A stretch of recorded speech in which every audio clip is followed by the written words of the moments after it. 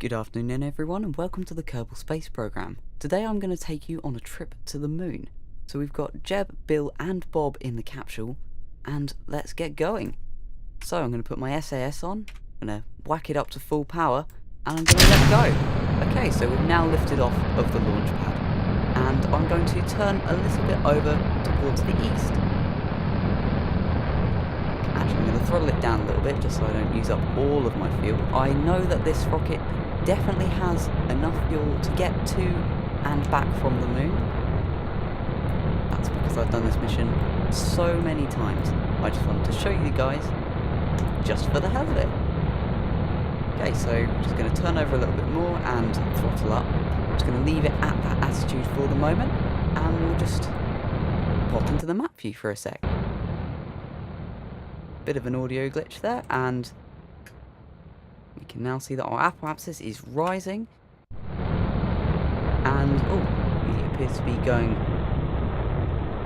faster than the speed of sound because we're getting all of those mark effects. I'm going to turn over a little bit more now that we are past 10 kilometers. I want to gain a little bit of height before I start to gain a little bit of speed, but I think that should be about right. Yeah, that's rising and going further east as well, so let's just keep turning over. Let's throttle up a little bit now that we're coming out of the thickest part of the atmosphere. Yeah, there we go, speeding up nice and quickly. And our external boosters are about to drop out. There we go, and stage. Hopefully they don't hit me. Yeah, there we go. So we're now onto our main double orange fuel tank with a mainsail at the end. And we should be heading roughly into an orbit. We're on a suborbital trajectory now. And I'll get that up to about 85,000 meters before I start coasting to the edge. Yeah, let's go 84 and time warp up a little bit and bring the rocket round towards the horizon because I'm just going to burn straight for the horizon. I'll get into an orbit and then I'll do my lunar injection. Okay, so I'm now in space, as you can see by me being above 69,000 kilometers, and the music has just kicked in. And I think I'm going to start burning just before the apoapsis, and I'm going to drop down into regular time just so I don't flip out of control. So going up to full throttle. And we are now burning into an orbit. That line is expanding away from us. Gonna aim up a little bit. Actually not at full throttle. So we're now falling back towards the ground. However, this should not be an issue as I just aim slightly further up and around.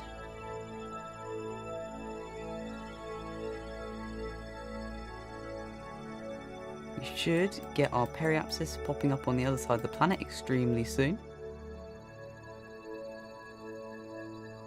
And as soon as they flip around to the side, that is a roughly circular orbit. 88, 83. That's about right. So now if I set the moon as my target and go up to the top, just going to create a maneuver node just to make it nice and quick. And actually,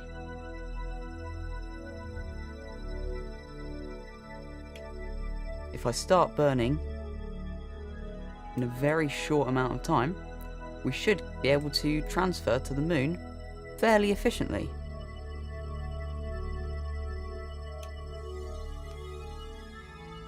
Let's start going towards the maneuver node. And hold onto that.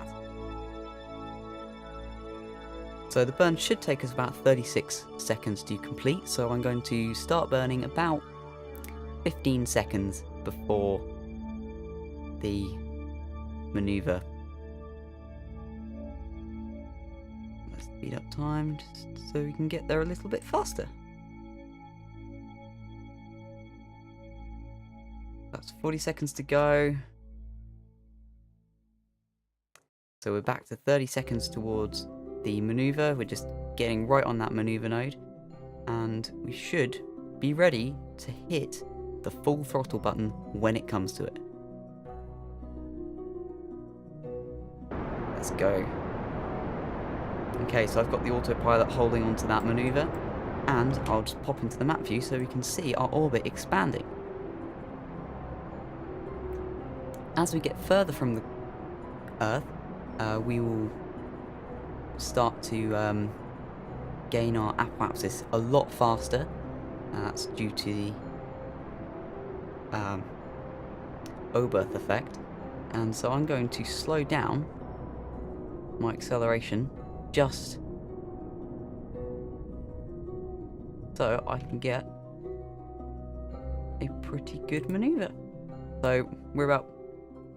So actually I think we may end up hitting the moon if we don't change our course.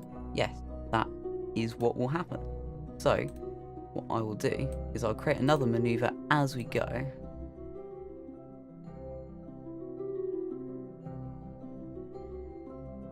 That will just take my periapsis, or the moon, perimoon, and stick it just above the surface.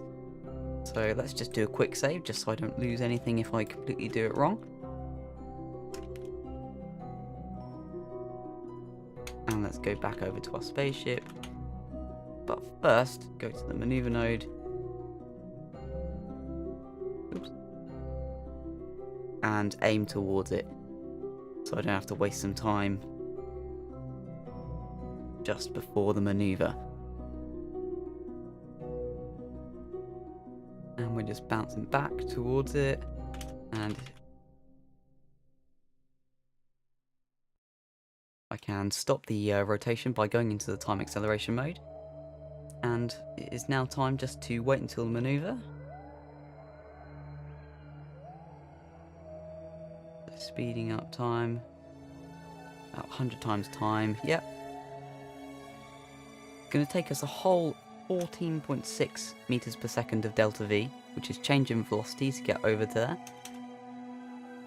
So that's going to take us maybe around 3 or 4 seconds, so I'm just going to stop about 10 seconds away from the maneuver node. Right, okay, so we're back at 1 times time acceleration, normal time, and it's just getting itself ready for that maneuver. We're at 18 seconds to go. And I think I'm going to burn extremely slowly just getting this started at 10 seconds to go.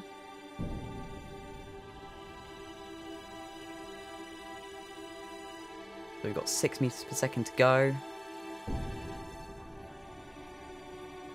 And cut thrust. And... okay, so we're 0.2 meters per second off. But we still get around 36,000 kilometers away from the moon in the end. So I'm now going to warp to the sphere of influence change, and we'll see if we can get into an orbit of the moon.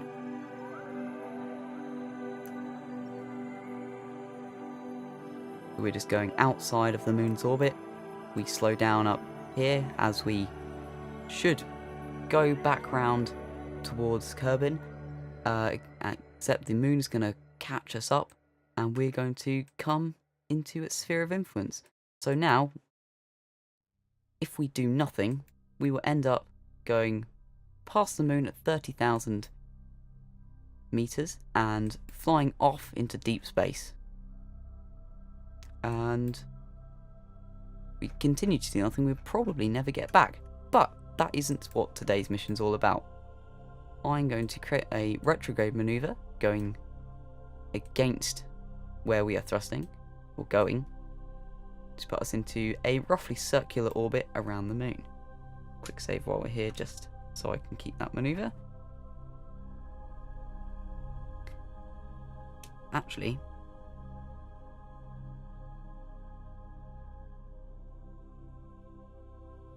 no, I will not get rid of this orange tank. I was considering getting rid of this orange tank just so it could fly off into deep space. However, I think I do need this fuel to be able to put this module onto the surface and get home.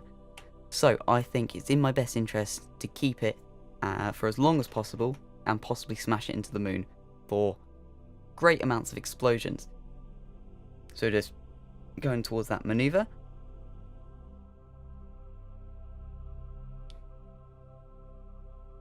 And then I can turn back time. Or turn back time? Turn up time. Let's go towards the orbital insertion.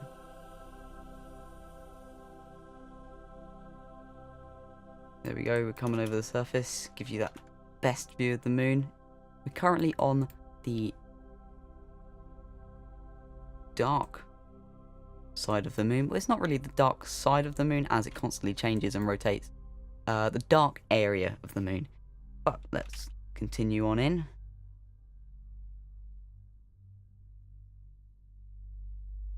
And let's go full throttle, 200 meters per second. Let's go into an orbit.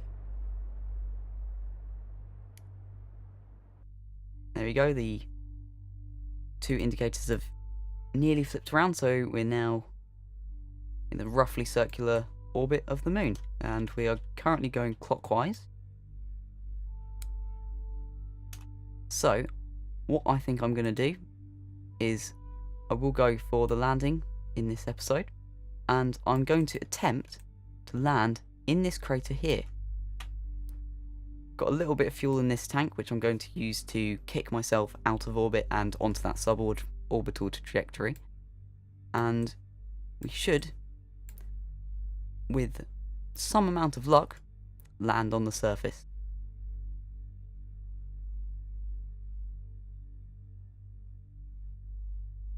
And I need to tell it to go onto the maneuver.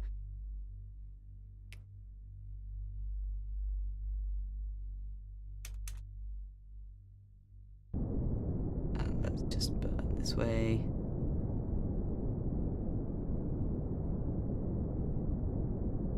Okay. So, we should, and are, on the trajectory towards this crater. So, what I'm going to do is I'm going to first quick save, and then I'm going to wait until I get over the lip of the crater, and then I'm going to tell the autopilot to point retrograde, the opposite way to the way that I'm moving, because I want to be slowing down. And then I'll burn up all of this fuel. I'm also going to turn on the surface mode, so I'm getting my speed relative to the surface of the moon. I'm also going to put my landing gear down while I remember.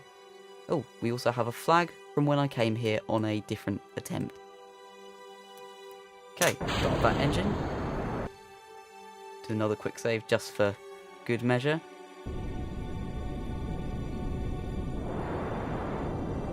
And let's just burn very, very carefully.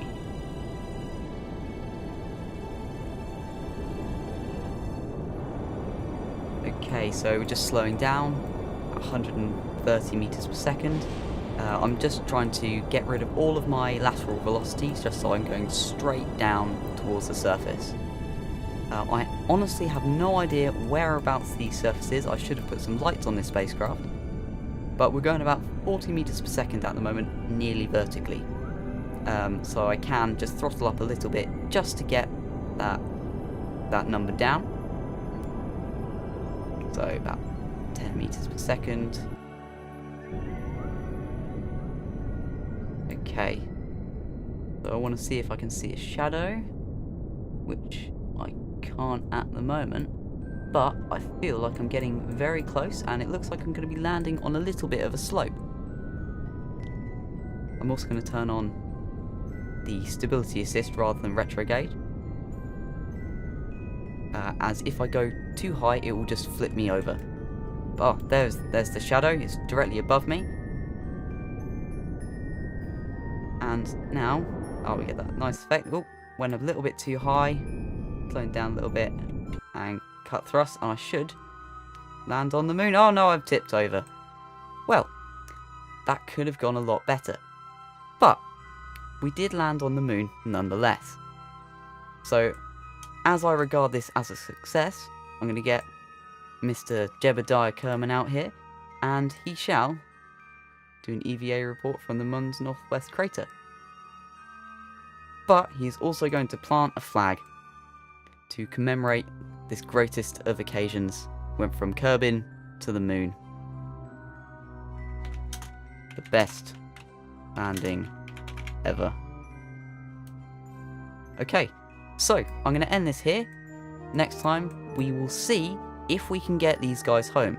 If not, we're going to have to send the greatest of rescue missions. So I'll see you guys next time.